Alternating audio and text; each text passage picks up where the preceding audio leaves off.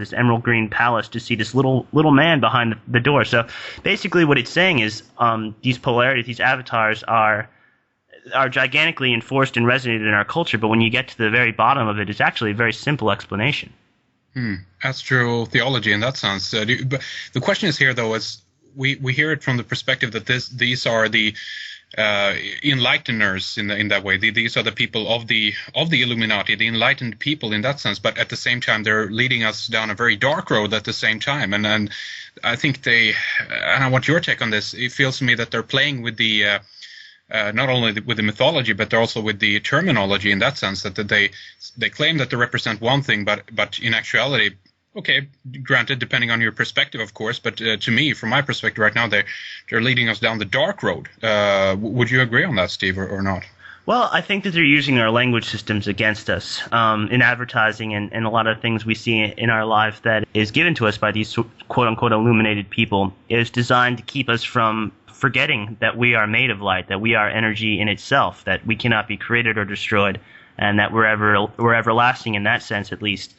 You know, that's why you have a play on words like with the word corona, meaning the sun, or in relation to the sun's corona, and the cornea of your eye lets light in. And when you're drinking a corona, you're supposed to be believing that you're drinking light. It's also the cornerstone, whatever you want to call it, that they top their pyramid with. The eye at the top of the pyramid is the cornerstone or the cornea stone, and the corner is what picks you up after you go after you go blue, after you hit flatline.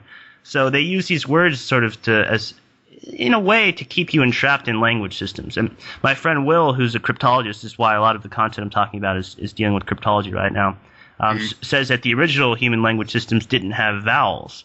And that's where we get the idea of knowing your vows for weddings and things like that. Mm-hmm. And, you know, to vow to do something. And even your bodily systems, like your bowels, to void your bowels. It's similar to vowel. And when the food processes through your intestines, it's going through the test of time, you know, and to be released again eventually through the anus, the original, like the etymology of the word Anunnaki, the original peoples of the earth. So even our bodily systems, our biology is coded with this sort of language that they use against us. When you see Alice in Wonderland, you're looking at the caterpillar and he's smoking his hookah atop the phallic mushroom. And he's he's very cool and collected, and Alice is very discombobulated. She doesn't know what's going on. She's kind of frightened. And he said he blows out the letters in smoke of the vowels, the A. The vowels, that's right. The A, E, I, O, U. And what happens next to the caterpillar, Henrik? He evaporates or he ascends into his light body, while Alice is kind of stuck behind in Wonderland, not knowing what the hell's going on. And that's sort of where humans are at right now. They're kind of stuck, confused by their language systems, confused by these strange ciphers that seem to be all around us, these numerologies, these synchronistic observations that we talk about on a regular basis, these avatars that we're playing out, like, you know, Heath Ledger and the Joker. One could say that he's sort of calling on powers that are beyond the actual rule of the Joker, the role of the Joker.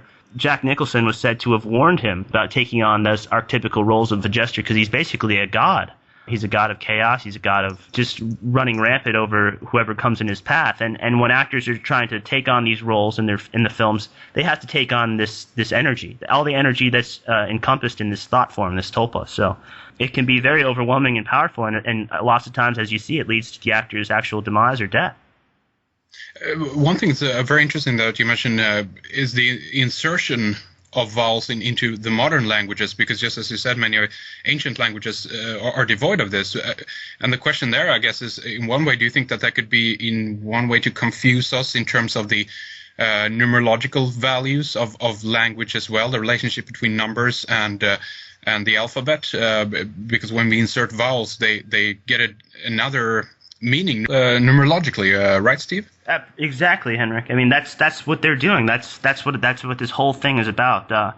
These ciphers that you could make. I was doing an exercise with my friend Will the other day where you write out the alphabet in 5-letter stanzas, so A, B, C, D, E, and then underneath it the next 5 letters and so on, leaving off Z. And you can see a lot of codes that advertisers use right there. I mean, it's quite obvious. You can see the word Christ going down. And you could also see the word Christ being used across using a Q, so Q-R-I-S-T. There's words that pop right at you like glove, love, you know, all roads lead to Rome, all roads lead to amor, because Rome backwards is amor, and that means love. So you see all these weird ciphers, and you go to the store or CVS or whatever pharmacy in my area, and you're just kind of like flabbergasted because of all the codes that are just popping out in front of your face. Like, especially with energy drinks, we have the Monstar, we have the Rockstar, we have the Red Bull, the red dot that gives you wings, right? Yeah. And so these are about the background things that happen in your consciousness, the subconscious cues that you think about but you don't really say. Like your logo or the name of your website, Red Eyes Creations, maybe not be intentionally to what I'm thinking of in my background processes, but here I'll give you an example. When I think of Red Eyes Creations, I think of seeing red, so all of a sudden I'm the matador who's invoking the bull to charge. And then I think about ice, so ice freezes at 32 degrees, and 32 degrees is obviously a very predominant number in masonry, but also, more importantly, that's when ice rises in water. So I'm the bull charging towards ascension, basically, because ice rises at 32 degrees. So that's what I think when I hear the word Red Eyes Creations, but I don't necessarily say that because that's not really the surface dialogue. That's not what you really converse with people. But that goes on in your head, and that's how language affects us. That was really interesting. And why did you pick the 5 number? Because, I mean, there's different alphanumerical values that you can put on it. I think the most common, this stems, as far as I remember, back to some of the stuff that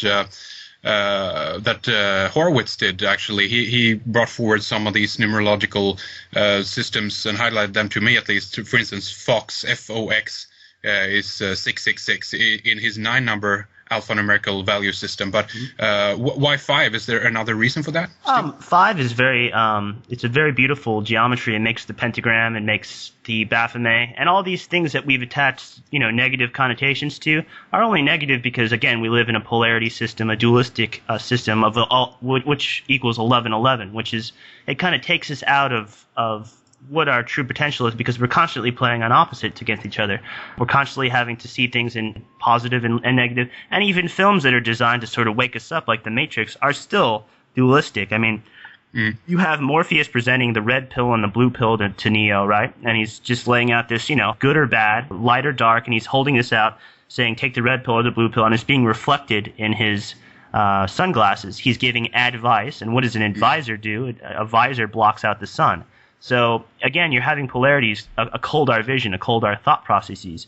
And I picked 5, I guess, because I guess V is a very powerful number. In the Hebrew alphabet, V was it Vev, Vev, Vev, and it's equal to 6. So when you type in www.whatever.com, you're typing in 666.com. And 666 is not scary or frightening or the number of Satan or anything like that. It's just the number of carbon neutrons, electrons, and protons. So we're carbon life forms, we're animals, we're beasts in a way. So our number is 666 because that's what the carbon number is related to. So when you see things like the baseball diamond or the diamond that's encapsulating the S on Superman's chest, which is basically just another name for God, I believe it goes back to Samek and things like that. It's carbon. When you put carbon under pressure, what does it do? It turns into a diamond.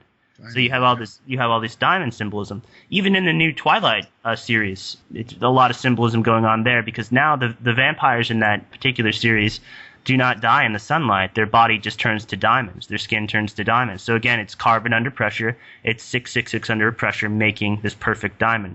And it's the symbol of ascending towards this global village or whatever this 1111 point that we're headed towards is, what Terence McKenna called the 0 point or the zero wave.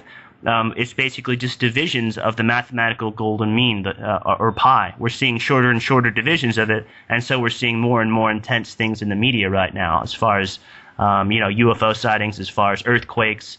Going back to the pentagram and why I picked 5, if you go to Goro's website, he has all kinds of strange correlations between the earthquake in Haiti and the earthquake in Chile, and now the new one in Korea, I believe, that just hit. Taiwan, I think, or maybe it was Korea. I can't remember. Yeah.